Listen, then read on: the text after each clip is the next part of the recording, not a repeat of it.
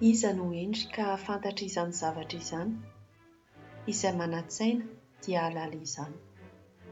Fa mahitsy ny lalan'ny Tompo, ny marina dia mizotra eny aminy, fa ny mpanota kosa dia ho tafitohina eny aminy.